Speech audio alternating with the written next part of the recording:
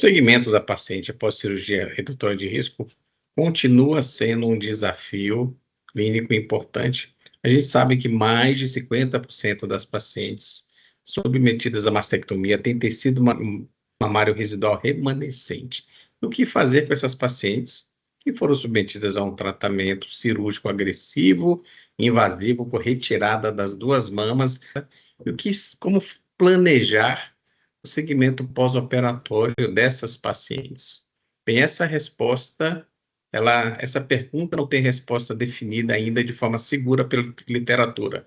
Desde 2007, um grupo da Universidade de Ohio tentou responder qual é o padrão de segmento dessas pacientes, e a conclusão deles é que não há consenso se precisamos fazer mamografia, ressonância, ultrassom, exame clínico exclusivo.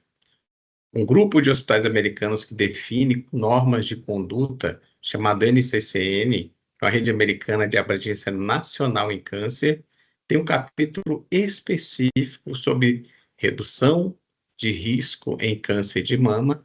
Mesmo assim, não existe consenso dentre esses grupos hospitalares de como fazer o segmento após uma ressecção redutora de risco. Um grupo de Israel trouxe um estudo bem interessante, que foi publicado agora em 2024, com um grupo de pacientes de risco para câncer de mama. Eram 84 pacientes com câncer de mama e BRCA positivas. O que isso quer dizer? Elas tinham uma mutação de risco para desenvolver o câncer na mama contralateral. Então, todas essas pacientes foram submetidas a mastectomia bilateral com reconstrução bilateral com prótese. Essas pacientes fizeram exames de imagem de 6 em 6 meses, com o primeiro exame de imagem feito 6 meses após a cirurgia inicial.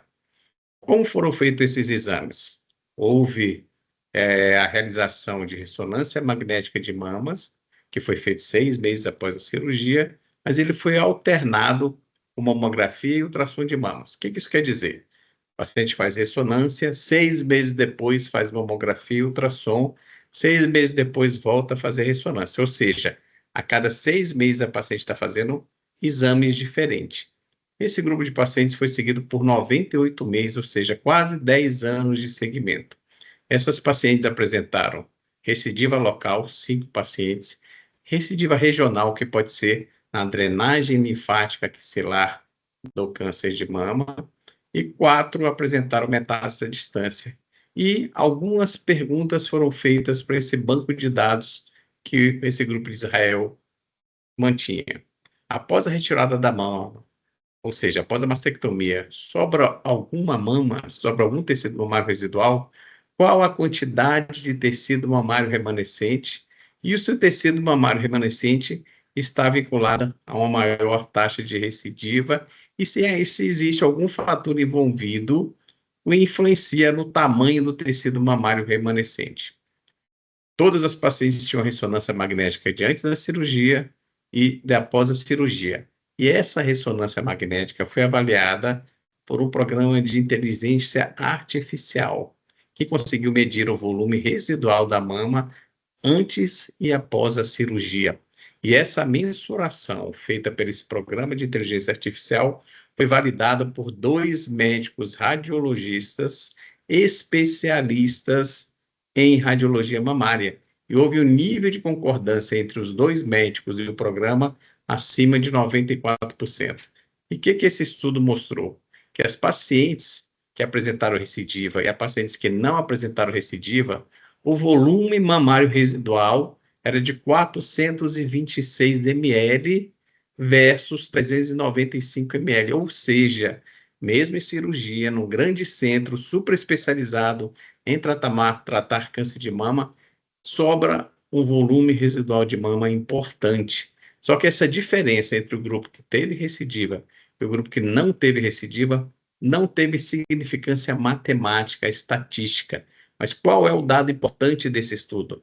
Mostrar que, sim, existe um volume residual de mama importante depois de uma mastectomia redutora de risco ou mesmo uma mastectomia para tratamento de câncer. Quais foram os fatores que influenciaram na quantidade de tecido mamário remanescente? A densidade da mama, Quanto mais densa a mama, mais fácil saber o limite entre a mama e a gordura. Tamanho da mama, quanto maior a mama, maior o volume de mama residual após a cirurgia. A massa corporal, ou seja, quanto mais obesa a paciente, maior a quantidade de mama que fica na cirurgia redutora de risco ou numa mastectomia. O tipo de mastectomia com preservação de pele e preservação de mamilo deixa um pouquinho mais de tecido do que na mastectomia radical. A expertise da equipe cirúrgica, quanto mais treinada a equipe, menos mama residual fica. A tática cirúrgica, se a gente vai fazer incisão pelo sulco mamário, uma incisão inteira invertida. E o tipo de exame utilizado na avaliação no pós-operatório, sendo que a ressonância magnética sendo o exame mais sensível ao segmento desses pacientes. Muito obrigado, foi um prazer estar aqui com vocês e trazer uma informação relevante para as pacientes submetidas à cirurgia redutora de risco.